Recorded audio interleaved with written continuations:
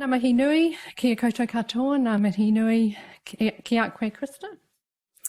It's my pleasure to welcome Associate Professor Krista Malott, a visiting Erskine Fellow with us here in the School of Health Sciences.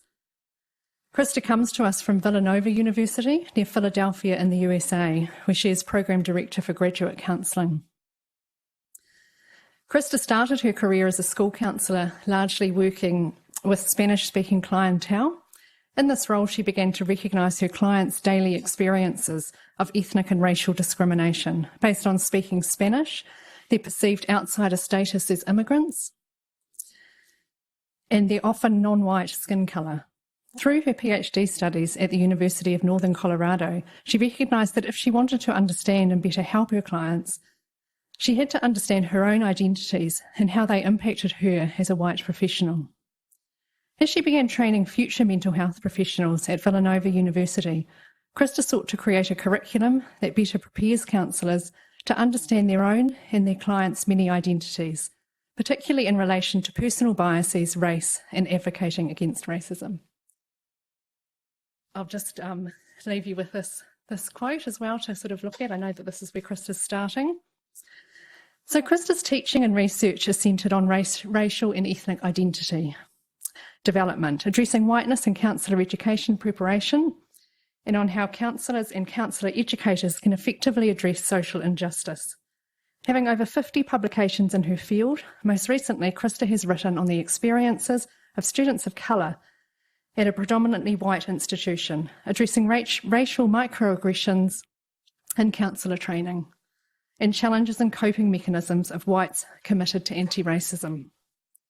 Beyond this work, Krista is part of a multiracial family as the mother to two beautiful African-American girls, and she's engaged in local community activism through co-facilitation of a racial justice grassroots organisation. It's my pleasure to hand over to Krista now to speak with us on her most recent area of research. Thank you.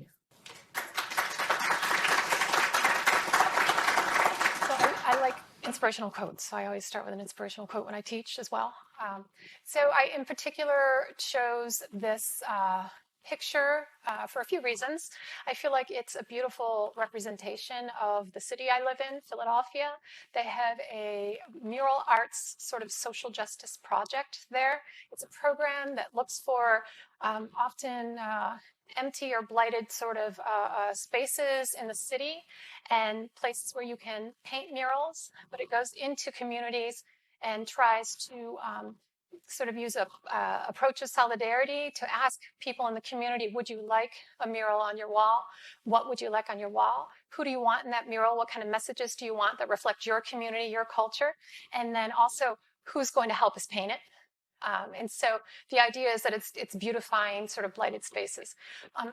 I also feel like it's representative of the systemic racial and socioeconomic discrimination that's embedded in the systems in the United States. So you can see here that it's a beautiful mural, and then there's sort of a blighted space in front of it, and it's sort of a derelict kind of unused space there. And this is an African-American neighborhood, not uncommon to see these kind of spaces, which are sort of results of some sort of systemic racial discrimination, but also socioeconomic, which those two intersecting identities are intertwined. So we'll talk today a little bit about intersecting identities and why those are important for me in the work that I do.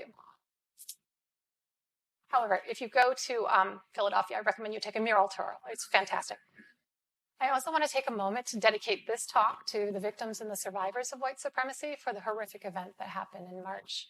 I just really wanted to recognize that. And there is some connections with white supremacy that we'll talk about today. So Shani so kindly sort of contextualized already, talking about who I am, where I come from, a little bit of my experiences that have led me to this particular topic that I'll talk about today.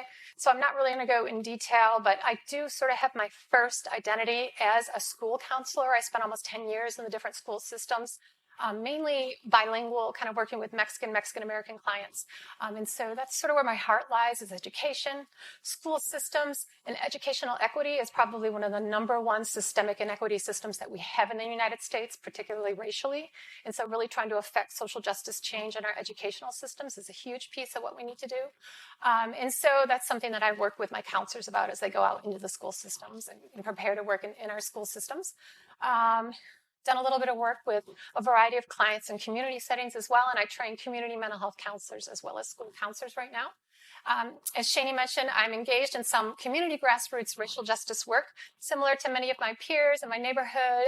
Following the elections of 2016, many of us started getting really active on a grassroots community level, work that I've never done in my life. I have no clue what I'm doing. It's been quite a wild ride. I've been really learning a lot about community racial justice work. It's been a really great experience. So my day job that pays my bills, basically, I'm working at a university. Again, I train school and community counselors, and that's where I have this wonderful privilege to do research that I absolutely love, and I'm very privileged to be able to do that. I was brought in to teach the multicultural counseling course, which nobody wants to touch with a 10-foot pole because the topics are considered controversial and students get a little anxious about them, but I love it. And I got started doing that because I was passionate about culture and how do we learn how to work with clients and students of different cultures, et cetera. And that was sort of my segue into the topic. And from there, I've been really lucky to be invited into our Intergroup Relations program on our campus. This is a national program that embeds itself within campuses. And the idea is to bring together within these small courses, small group dialogue amongst two different groups. So we're looking at different identities. And so the idea is to reduce intergroup conflict, intergroup oppression, outgroup oppression, et cetera, by bringing, like, for instance, we have a disabilities where there's students who identify with a disability and a group of students who do not identify as having a disability. They come together and they spend 10 hours talking about this and reading about it and then critically talking about how do we support one another and reduce oppression of people with disabilities. They have an interfaith group that talks about how do we, people who identify as Christian, the dominant norm in our system, and people who are not Christian, bring them together to talk about intergroup conflict across faiths. How do we tell our stories, get to know one another, and then start to reduce sort of oppression of different groups. So I teach the race and racism intergroup course, and I co-facilitate with a woman who's African American. She's also of a Muslim identity, so we try to get multiple identities for the instructors. And then I bring a white identity, Christian identity, and then we just talk with our students, half students of color, half white students, talk about sort of intergroup relations and how do we start coming to know one another so that we don't fear one another, reduce our prejudices. So I'm going to start by defining a few constructs. I will also recognize that the language I use is really contextualized in the United States. So we use words like race. I know that's not real common here. I've heard that you use ethnicity often instead. We use words like white, and I think you use pakia here, some people do. And so my language and some of my constructs will be very specific to my culture and my country. So if something's unclear, you could raise your hand and ask if you want. Hopefully I'll define it enough to be clear. So whiteness and white supremacy, premising my research, my teaching on helping my students understand whiteness and white supremacy. So definition would be overt subliminal socialization process. So the idea is it's embedded within our system and we're socialized into these dominant norms, which we call white supremacy or whiteness. Power structures, laws, privileges, and life experiences, which favor persons who've been ascribed or assigned a white racial identity. So by looking at someone assuming that they have a whiteness or assigning them a whiteness based on having pale, light skin, sort of European, traditionally European background. Racism is subsumed under that broader white supremacy. So it's one method for supporting whiteness, but it's not necessarily all encompassing the way whiteness or white supremacy is. So I'll talk a little bit about how the whiteness norms are a little more all encompassing. So just to define racism as compared, still racism, the way that I'm talking about it today is defined as an institutionalized thing, not just a one person to one person, but more like embedded within systems, institutions, cultures, norms, et cetera, that subjugate people of color based on their assigned racial categories. They may or may not accept those racial categories, but society assigns them to them.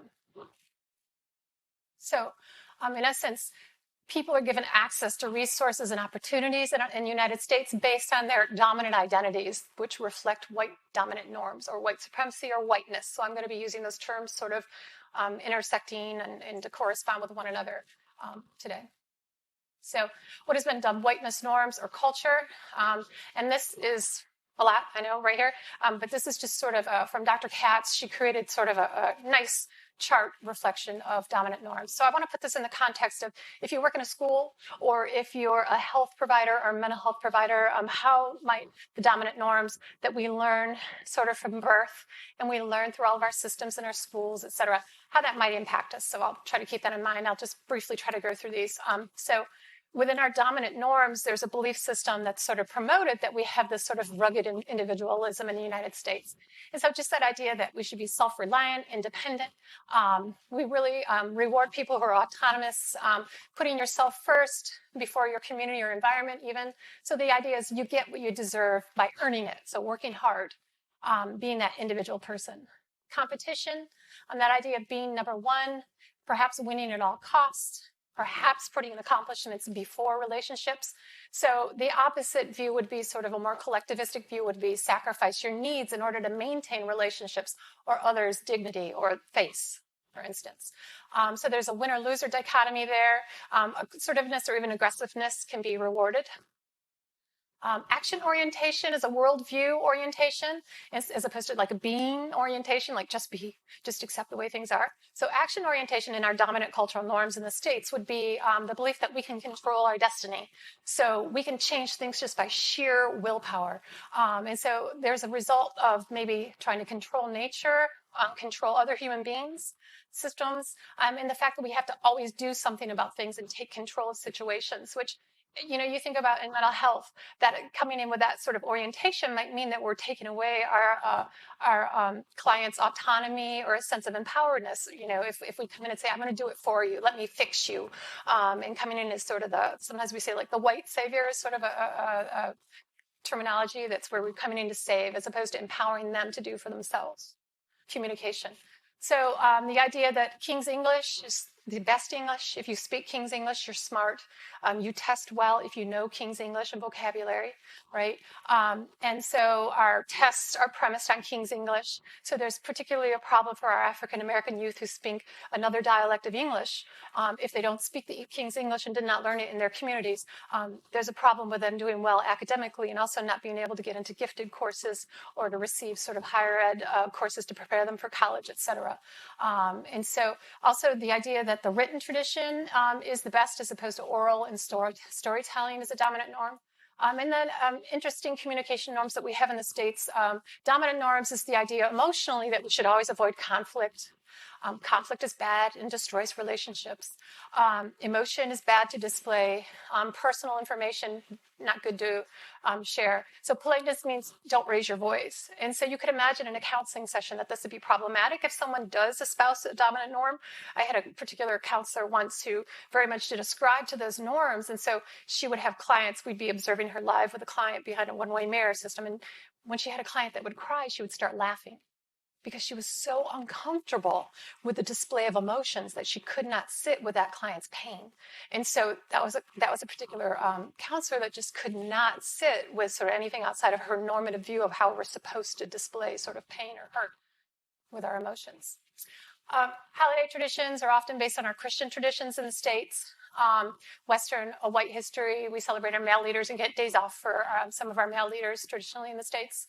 Our religion, Christianity is the norm or the default. And so a lot of our values, our language, our stories, our curriculums, our daily living reflect sort of a Christian history. Anything outside of Judeo-Christian traditions is foreign. Our history and our curriculum for our kids is based on male Northern European immigrants' experiences. So as a school counselor, when kids of color would come to me and say, I don't really care about school, often they would reference like this, who gives a crap about learning about Shakespeare, or this isn't my life, this isn't who I am, this doesn't reflect anything about my world. And so it was really hard to sort of engage them in school and make them care about school when nothing about it reflected who they were and said anything positive about their contributions to our history and historic figures, which we do have in the States. Protestant work ethic was just this really strong belief that the most successful, normal people work hard, and they're constantly busy. And so we reward busyness. It's a virtue. Conversely, if you are embracing being in the moment, enjoyment, or self-care, that it's considered frivolous or sinful. So there's this constant, those who are poor deserve it because they just didn't work hard enough. Because anyone can get anything they want if they work hard enough. There's this sort of narrative that comes out of the Protestant work ethic, and sort of this perception that we're all on level playing fields, there are no barriers. And so sometimes I'll see when my counselors are working with clients living in poverty, they'll sort of put forth this narrative, you just have to work hard at these norms. This is the norm, right? That's based on, this is how things should be. And so I'm sure those colleagues that put out that email just didn't even think that there was other literature out there that might be deemed worthy of learning about. Beauty, according to who's considered beautiful. In the United States, we often look to, our models tend to be tall, skinny, blonde, white. There's a certain sort of aesthetic about them that looks a little bit like Barbie, is what my students talk about. And what is it like not to fit into that? You know, our clients might bring that sense of like, I don't fit into that. What's that considered beautiful? And then the persons who don't fit into that, maybe they're a person of color and they're continually called exotic or ugly, or getting comments like, you don't belong here, where are you from, when they're maybe fourth or fifth generation. And so those are problems that clients might bring in, that discrimination based on body shape or just aesthetics, the way that they look. Conversely, we'll have male clients that might bring in this pressure to feel like they have to fit into like one way to be a man, right? Those gender norms. And that might also indicate white, heterosexual, English-speaking, able-bodied, wealthy, et cetera. And so some of the pressures to be successful for males versus females can look a little bit different, but is often premised on sort of whiteness and certain aesthetics of body type, et cetera, lack of ability or disability. Etc. So these are the kind of dominant normative traits that we talk to our students about in our programs, and how we have students identify how they may adhere to some of these, how they might learn about some of these, measure themselves against these, measure their clients against these, and how they might feel if they don't measure up, because none of us measure up to whatever your dominant norm system says you should be like, right? Because it sort of puts you in boxes, right? And so just bring awareness to that. And so the issue with the dominant norms is that they're often so embedded into our cultures from the day one when we start watching TV and looking at social media, news media, et cetera, that it just becomes a part of our assumptions, right? And so we're often not even aware that there are people that have different norms or have other ways of being that are equally meaningful or valid, but we tend to pathologize when someone doesn't fit into that norms. Even I remember when I had a school counselor who was being trained in my classroom, and she had she was a teacher at the time, and she said, why can't my students just have normal names? I can't stand having students in my classroom that don't have normal names. And there's that assumption of normality. Tell me what normal would look like. Well, your name would be Lucy or Lisa or Linda or Bob, right? Again, that assumption of sort of these norms that we've inherited from mostly Northern European, white, Anglo-Saxon. This is what looks normative, and this is who we sort of reward or allow access to resources. Conversely, I will say that the educational and scientific practices that I'm trained in, the way that I train my students, are all premised on those dominant norms. And I have to acknowledge that, and that I myself am always trying to think, how am I excluding my students by using curriculum that's premised on all these norms? The founders of the mental health profession that I teach about is formed by men who are mostly from Northern Europe, and they're white and they're wealthy, heteronormative, et cetera. And so they have espoused a particular way of being healthy in a mental health ways that just doesn't fit many clients around the world. So I have to be aware of that continually, including how I do my research. So an embeddedness of these norms sort of makes those norms invisible for us and makes us think there's only one correct, proper, or superior way of being or doing. So continually problematizing that. In turn, those traits or those norms are used to sort of judge us. Are we normal? Are we healthy? What's well-being considered? What are healthy relationships? What's a healthy way to express relationships? Who's considered smart? What curriculum makes you smart? Who's allowed to get into college based on the tests you got to take to get into college? Et cetera, et cetera. And so those particular norms are used to sometimes block or exclude anyone outside of the norms. So if we want to overcome sort of the oppressive conditions of just putting one entire sense of normative belief systems or traits onto all populations, if we want to sort of overcome that, we have to make those norms visible. We have to talk about them and become aware of them and figure out when they're happening, do we need to change them? How do we change them? So some language might say trying to trouble or decenter whiteness. So anti-racist training for individuals in the work that I do I would say trying to help my students become aware of, knowledgeable of what those whiteness dominant norms look like, how they work in ourselves. So you've got the self-work that we do in the classroom, in our clinical work. Then how are those affecting our clients, both white clients and people of color? How are those affecting the workplace policies, so the systems in our workplace, things that we may need to critically decenter or trouble? And then the broader systems around us, understanding how those norms are embedded into legal systems, educational systems, healthcare systems, and the kind of treatments that we provide for people that don't meet the needs of many of our clients. Political systems, et cetera. And so becoming aware of how those norms are all embedded and how they hurt people, and then the skills to start changing those norms. So that's where I start talking about anti-racism or allyship, is the actions to change those things. And I try to train my students in those things. So some examples of what allyship action might look like in the field of counseling, but it could apply to many fields that you all have referenced to, that you come from. And our counselors tend to work in these different settings up here, so just to give you a sense of where the work settings are. So working in solidarity with, using that word solidarity, like in sort of community with, communities or colleagues of color. And so finding people who are experiencing oppression, or groups where it's organizations led by people experiencing oppression, and saying, what can I do? How can I be of service? So approaching with an attitude of humility, as opposed to going in and saying, let me do to you, let me fix this problem of racism, which are these reinscribing sort of white supremacist kind of control behaviors. So naming, redressing harmful beliefs in oneself or others. So that's sort of that traditional thinking about identifying if somebody is saying or doing something that might be racially biased, and noticing that in yourself if you're engaging in racially biased practices that are harming others or sustaining inequities. Advocacy. So teaching advocacy skills is a big piece of probably all the healthcare professionals, I'm assuming. But in mental health counseling, we talk a lot about how we advocate for or with our clients. And so training our students to really advocate to change policies or clinical services that harm clients that might be racially biased. So our mental health care systems, advocating to change our mental health care assessments so that we don't pathologize clients who are outside the dominant norm. Currently, our diagnostic categories pathologize people who are in the GLBT population. African-American clients who are assessed improperly as being paranoid because they are cautious and feel fearful for their lives, as they should in the United States, but it's a pathologizing factor according to our instrumentation that's normed on white men.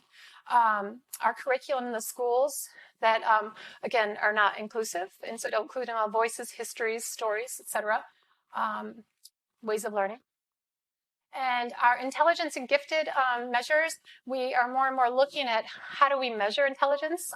Intelligence was created by one particular population at a particular time. The measure is not actually accurately assessing who's allowed to be considered intelligent. And the curriculum produces a level of intelligence that looks like dominant normative intelligence. So I have a colleague right now who's an activist in a school system who's advocating to change even the system of gifted tests that they use, because almost 99% of all kids put into the gifted program are white kids from wealthy families who get to go to Europe in the summer, right? Have access to lots of resources and opportunities. And the African-American children are almost never identified as gifted, because gifted is measured according to one particular dominant normative measure. And then services that empower clients, really advocating to find services that, instead of doing to our clients or telling our clients, let me tell you what's wrong with you, instead empowering them to identify what's going on in the system that is not working for you. How can we help you change it? Or do you want to do that on your own? So again, empowering. And so really, instead of focusing on pathology within the client, there's a shift in our field where we want to focus on pathology in the system. The system needs to be changed, so we need to be system change makers, or we need to empower our clients to be system change makers. And so that's something we talk a lot about. And then also teaching our students on hiring, promoting leadership with persons who are outside of the dominant normative populations, teaching them about how we are biased when we hire. We tend to want to hire people that look just like us and represent those dominant normative traits. And so how can we become aware of our biases in training, and particularly what are the hiring practices that we can use to sort of protect us against those biases, and also to promote a greater diversity in leadership for all those different intersectional identities, not just according to race or ethnicity. So if I want my students to do some of these things to engage in anti-racist allyship, I really want to develop their white racial identity. And so Jenna Helms has a model of white racial identity development. She tends to be the core theorist that we use. And Jenna Helms says there's a particular trajectory for whites when they're trying to understand what it means to be a white person in the United States. And so the idea is that a lot of times, because of the embeddedness of dominant whiteness norms and belief systems, that we can't see it, it's invisible. A lot of white people will say, I don't have any privileges. I don't have any advantages. What are you talking about? And so it's invisible, right? And so often a lot of white people, including myself, learn like white superiority, like my way is the best way. It's really better to do it this way. And whiteness is beautiful. And just these sort of automatic biases that we have that are racialized, we learn that from birth. And so we start learning about the process of learning about what does it mean to be a white person in the United States? How did I learn these biases? Where did I learn them from?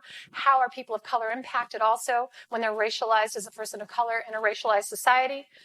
How is our society racialized?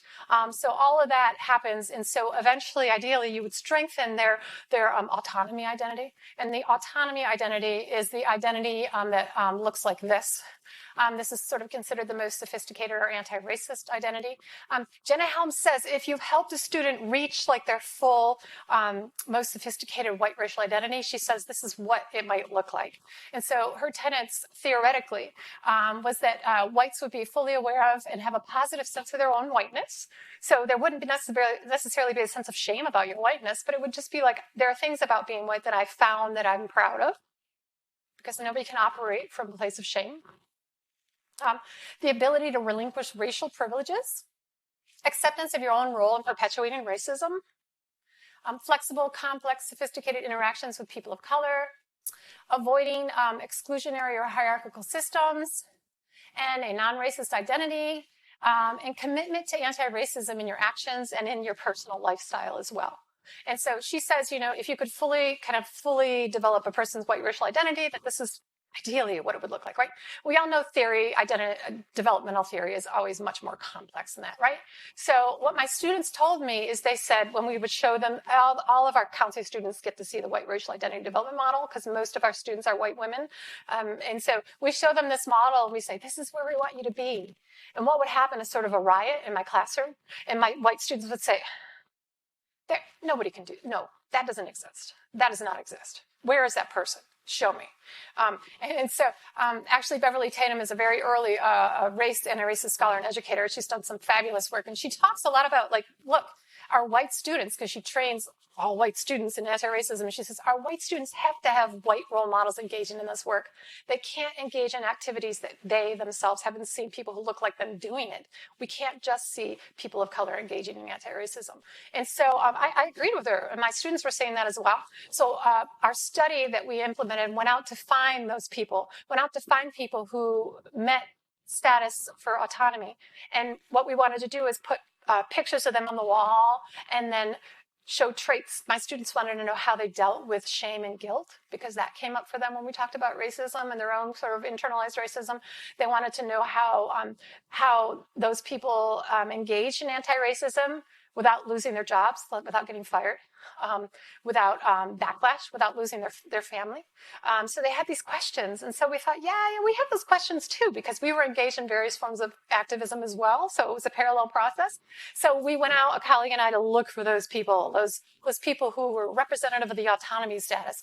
It took me several years to find 10. I went through several people trying to find people who sort of most represented like a full-time commitment for years, over years, a series of years, to both personal and professional anti-racism efforts, and meeting these sort of qualities as much as I could find. So I did find 10 people. We tried to get a variety of ages in there because I think anti-racism, I assume, would look different according to the different generations. And then we also tried to get women and men like a mix. I will say that one person did not identify as a male or a female. But he said, just put me in the male category for this purpose. We got, I found people based on their national status as being really well known as anti-racist educators, but then I also got recommendations for people engaged in it as well. So I found people through a variety of ways. Publications, people who publish on a regular basis for anti-racist work. And so let me give you some examples of what these people did in their lives for anti-racist allyship. These are examples of places that they worked, so all over. Sometimes they worked at multiple settings because they owned their own business. It was sort of like an anti-racist business, but they were contracted by various businesses, et cetera. So examples of sort of anti-racist allyship actions. So some of them would just give support or contribution to organizations that were run by people of color. So one person worked with the truth and reconciliation efforts in the southern parts of the United States for African Americans. So these were lawyers who were taking like Ku Klux Klan leaders to court, but going through a truth and reconciliation process that looked similar to South Africa. Education was the biggest piece of what people did. So really educating people about dominant whiteness norms and how do we start to change those was a huge piece of what most people did. How did they educate? They published books, articles, they gave talks. They engaged people in community dialogues. They taught in the classroom at all levels, particularly in religious institutions. One particular activist said he's having a year-long conversation right now at a particular religious institution that invited him in. And it's just an ongoing year-long dialogue about how do we change the systemic racism in this particular church. Curricular assessment was a big one, especially in the K-12 system. How is our curriculum that we're presenting to kids racially biased and presenting one view only, and how do we change that? So coming in as a consultant. Or curriculum development. I have one particular participant who has a PhD in mathematics, teaches at a university level, and he developed 2 courses on mathematics and social justice. And he also is an activist in his church. He was able to get in, they have 6 bylaws of their church across the nation, and he was able to get in a 7th bylaw across the entire nation of his religious institution. There's an anti-racist bylaw. Consulting, that's a big one. One particular woman works for an anti-racist educational fund out of the University of Pennsylvania. And her job is she gets invited into school systems to sit in the classroom to observe the racial biases of the teachers and to try to talk to them about how can you teach in a way that's different, how are you interacting with the students of color that seems to be biased, what can we change in the curriculum that seems to not work well for the students of color. Also consulting, getting hired for organizations to talk about what are your exclusionary practices, your policies, your laws, et cetera, that might be harming your students, your clients. And the last one is just like when you really think about activism, you think stereotypically of like marching, right? You're out in the streets with a sign marching and screaming, right? So some people did talk about doing that traditional form of activism, but that wasn't necessarily seen as the biggest thing they could do, but it is one thing that was important. For some people, other people said, I don't do that. I work on more systemic change mechanisms around policies, laws, practices, et cetera. Curriculum, how we assess people, how we pathologize people, that kind of stuff. So, I implemented the study with these 10 allies, white allies, to understand basically how they are working and engaging in anti-racist activism. And we used a phenomenological qualitative inquiry, which just means it was a very open-ended study. I haven't seen many studies like this, so we just wanted to know, what are your experiences? What are your difficulties? How do you deal with things like guilt and shame? What do you do when you engage in anti-racist activism, et cetera? So I'm going to just report the struggles. So just a small piece of the study outcomes. I have tons of study outcomes. But I thought it might be most helpful to talk about what are the struggles they faced in engaging in anti-racism efforts, and then what were the ways they overcame those struggles. So 5 thematic struggles. One of the main struggles was just to align personal lifestyle decisions with their anti-racist beliefs. And so Ted summed it up pretty well thematically to say, to some extent, everything we do is just compromised. I can try to send my kids to a racially segregated school, but I couldn't find one. So then I tried to send my white kids to an all-black school, but then my family was horrified and has harangued me on a regular basis saying, it's underfunded. What are you doing? You're ruining the lives and the futures of our children. I mean, so there were these narratives people said over and over again when they tried to make decisions, lifestyle, personal decisions to align with their anti-racist commitments, but the systems around them, it was really hard not to go back into the way people used to do things. Another example is another person worked for a bank, and so he said, I work for a bank, and so everything I do is anti-racist in nature. I try to make sure that African American families get loans when they've been sort of systematically denied loans by bank systems. But he recognizes also that his bank also perpetuates systemic inequities. And so everything is compromised. I'm trying to do good here. And I also recognize when you're parts of systems, almost all of our systems have racial hierarchies. And so there's always something you're a participant of that you can't exclude yourself from. Challenge number 2 is backlash. That was a big theme that came out for people. And so backlash from various people for their efforts at anti-racism. One of the biggest ones they talked about was just back from their loved ones and family members. And so people talked about, Liz here talked about how she actually had to leave her partner because her partner wasn't committed to anti-racism, and she thought she can't be with someone who's not walking the talk. Some people talked about being afraid of having to cut off their family members, like parents or siblings. And so they had to figure out ways to kind of bring in family, work together to educate them and bring them up to try to understand the kind of work they were doing. Backlash from people of color was a common theme. So Meg talks about how people of color around her who were activists were asking her really critical questions like, who are you to take control and lead this? Are you another white savior, basically? Stop taking over. This is our work to do. Stop trying to talk from my experience. You're not a person of color. What do you think, making money off of this? That's racism in and of itself, if you're making money off of anti-racism, white supremacy work, right? And that's a conundrum. A lot of people talked about that. Some people said, well, I try to charge less when I do the work than other people of color who are doing anti-racist work. And so there's always this like tension about making money off of, racism in essence. White peers, backlash from white peers, pretty extremely common. So like at work especially, but this person talked about, Deb says, it's a bummer. It's like, I want people to like me, but it's like, if you're going to do this kind of work, forget it. Let go of wanting to be liked because you won't be able to speak up. And so, that sense of loneliness sometimes, isolation. And then work, backlash at work was a big piece. Sam talks about how there were negative reactions from his colleagues when he'd sit in a room and say, look, it's really interesting. We're making decisions about people of color, but we're all white in here. Like, why is that? And so really problematizing whiteness and using that voice on a regular basis, people talked about at work, that can be really risky and challenging. Eventually, Sam was fired from his job. So, challenge number 3, trying to figure out how to effectively engage in anti-racism. Big challenge for people. Mostly what people said is, for instance, Tim is representative. He says, I can get impatient and pushy. Something I just continually have to work with. He's been doing anti-racism work for a long time as well. So it's just sort of like trying not to get pushy or confrontational in a way that just doesn't seem to work. So being in a way confrontational that just seems to like shut people down or shame people. And a lot of people talked about how when they started out, they were really excited and zealous in their work, but they were approaching sort of talking about anti-racism or justice efforts in ways that just seemed too pushy or just really was shutting people down. And so just trying to find a tactic that people are going to be a little more open to hearing has been a challenge for most people. Challenge number 4, trying to deal with your own internalized white superiority. So people talked about, continually hearing these little pop-up biases in their head, like, wait, this is the right way to do things. Oh no, this is better. Like my way is better. So a lot of them called it sort of an internalized sense of white superiority, or people of color as sort of inferior, or the way they do things is not the right way. Sam's comment, I was conditioned to operate from a colonized state of mind, I thought was quite powerful. That idea that we internalize dominant white norms from a very young age, and it's reinscribed in us every time. One person said, every time I walk out the door, I get hit with it again, and I continually have to re-challenge that sort of colonization in my mind. Jen talks about, just recognizing that I'm always going to have racism. Like, it's going to pop up. People talked about how it just pops up. I'll think something, I'll say something, I'll do something. And it's just recognizing that, you know what? I learned it from society. It doesn't make me a bad person. Just got to notice it and not act on it, or make amends for it.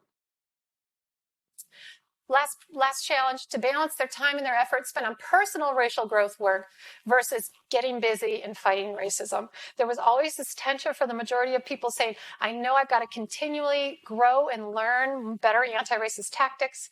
advocacy tactics. I know that I've got to keep working on fighting racism at the same time that I have to actually work on my own internalized sort of racism. And so I need to balance that. And so there was always this struggle around, if I spend too much time just doing my own self-work, I'm not engaged in anti-racism. But if I'm engaging in anti-racism without continually working on my own racism, I'm going to be just replicating racism over and over without being aware of it on people. So there's got to be some balance. People stood in different opinions according to how much they wanted to spend on their own personal growth work and educational work versus engagement in action. So how did they cope or overcome with these challenges? Attitudes of humility. That was a big one, just assuming an attitude of humility. This quote, I think, sort of embodies that.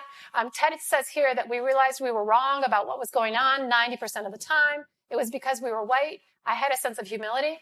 It's not like something I have any kind of claim on as an expert. So I have to learn and relearn the same things all the time, and often new things. So I was fully supportive of what my colleagues of color were doing. I'd sit there and read the situation respectfully. So he sat back and he said, what can I do? I'm recognizing I'm not the expert here.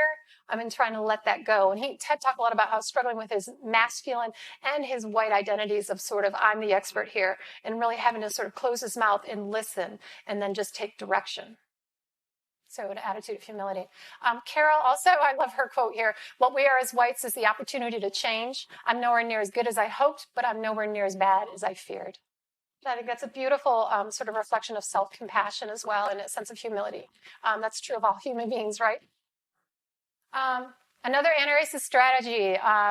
So people struggle with finding effective anti-racist strategies. And so over time, a lot of people said that they were less abrasive and they were more affirming, compassionate, and supportive. But I do want to stress that every single person said they never found the perfect anti-racist strategy. They never felt like they got it right. There was always that one person who didn't receive the feedback well, the one organization who didn't want the feedback. And so that's just part and parcel of the work. It's just dealing with that. Another proactive and responsive strategy in managing personal racism. So when people talked about really struggling with their own racism sometimes, Jen talked about how she just let go of the shame and the guilt about when her racism came up, when her biases came up. They talked about all their other biases too. We've got age biases, we've got, GLBT, you name it. But they in particular talked about, my racism is going to pop up. I learned it from birth. That doesn't make us bad people. We all got it. And so I'm going to be proactive, and I'm just going to keep learning how to deal with it. Just learning how to respond to it better. So based on findings here that I've reported, conclusions, suggestions. So suggestions in regard to backlash. Just backlash is going to be common for anyone who's engaged in social justice efforts and change-making efforts, particularly across systems, that we should just expect it. But if we aren't able to manage it and cope with it, it can really lead to burnout, and people withdraw, and can lead to symptomology and poor health, et cetera. So it's really important that if we're educators or we're supporting our peers, that we teach people to expect and cope with backlash, finding coping strategies that work for people within their own sort of cultures and norms, but also developing supportive networks. And so also helping people recognize what common backlash responses are. So my students in my multicultural course may go out and try some of the advocacy tactics we talk about at their sites, and they might come back and be like, oh man, he got mad at me about that. And so we talk about that backlash, and well, that might be a common response, but I don't know if that necessarily means that he didn't hear you.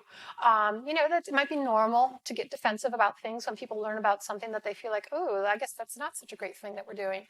Also, educators need to think about the idea that we also will have to do grief work, especially white people. There's a lot of talk about how whites, when they really think about or learn about the racism that's inherent in the systems, in ourselves, and the people we love around us, that often there's a sense of grief or loss, that we often think of ourselves as sort of racially innocent and pure and kind and justice lovers. And when we discover that we have those biases just like everybody else, that sometimes people really experience a serious grief, and that sometimes stops them even in the classroom from learning and listening. And so just giving some space to those emotions that come up There's stuff coming out about pure grief work. And also when you discover, sort of look at the history of colonization and the impacts on people of color to this day, that also can lead to a lot of grief and anger and a lot of powerful emotions for people. And so really giving space and honoring that so that people can move through those emotions and move on to sort of engaging in, okay, how can I be of service and kind of to change things. Challenges in identifying effective anti-racist tactics. So that idea that we tend to resort to reactionary or other unhelpful automatic responses to racism has been actually reported in the literature and other literature. It's not too uncommon.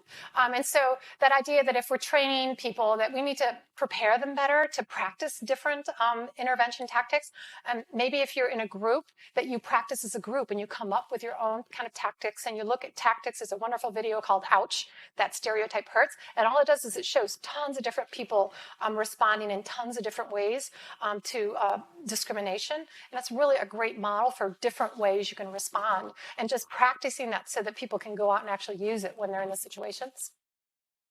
Bringing in role models that do that, resources, supports, watching videos with groups, et cetera, that kind of stuff. However, as one of our activist speakers that comes to my classroom sometimes and talks, he reminded us all there that even if it's imperfect, it's better than not standing up at all, right?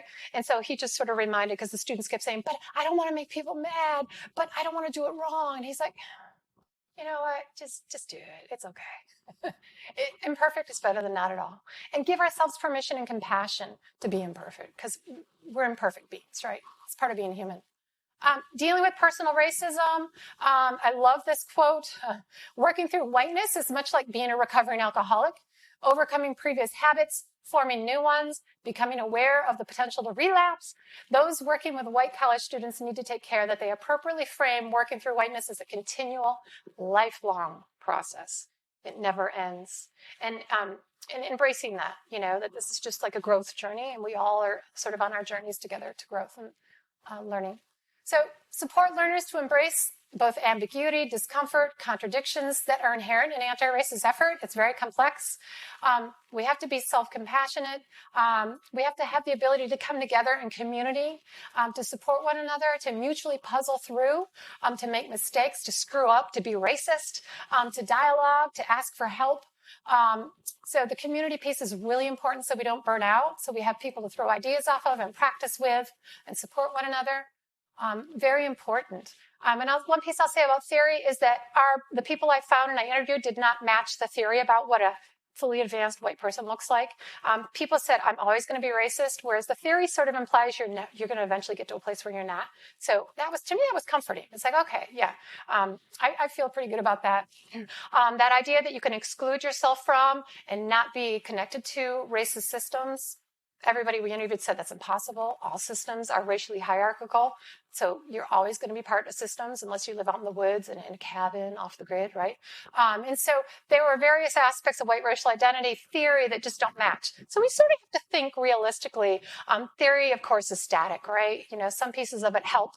And so I still use theory to think like, oh, that student is at the beginning stages of his white racial identity development. And I know that he can move through those stages. And that's how we want to help people move, is to think about them developmentally with compassion and hope. So I want to finish up with a story by Kimberly Crenshaw. I've been talking a lot about race, but I want to recognize the intersectionality of different identities and how they impact us as well. Kimberly Crenshaw is an African-American scholar in the United States who coined the term intersectional identities. So, for me to be white means something very different for someone in New Zealand to be white, right? We have totally different contexts, histories. They may have a disability, whereas I may not. They may be Muslim, whereas I'm Christian, et cetera, et cetera. So we have these different identities that leads me to have a very unique whiteness as compared to other people's whiteness. And so just recognizing that everybody's got their own journey based on all their different kind of complex intersectionalities. And I may experience oppression based on some of these things, and I may have privilege based on these other identities. And so it's sort of very complex in that way. So Kimberly Crenshaw tells a story, true story. She says, I once was invited along with a black male friend to an exclusive private club. We were going to be the first black guests, so we had a pact. We are not taking no mess. We're going in there strong and tall, proud black people, unapologetic in our power. So we knocked at the elegant door, and our host steps out, embarrassed that he had forgotten one important detail, he said.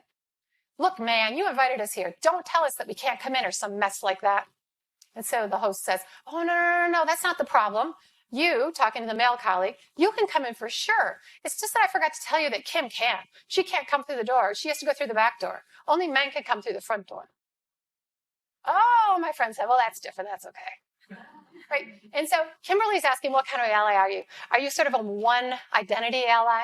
Or do you think about the intersecting allyships? And sort of, we can't just say I'm fighting for sort of racial justice and then go out and not support somebody who's experiencing sexism or homophobia, et cetera. That all those oppressions are interconnected under those dominant norms that we saw there. Those dominant norms oppress people with various identities. So I kind of like that she told that story. So I want to finish. I did ask a few people around here, what kind of resources do you have that might be helpful for people in Christchurch? You might want to get active and get involved in some anti-racist allyship efforts related to white supremacy. And so what I did is I printed out front and back various ideas. And this is a list of some resources in the area. Well, thank you so much. Please make contacts with people in the audience if they're doing something you want to do or connect. Be in community and stop up if you have comments or anything. But I thank you so much for coming tonight.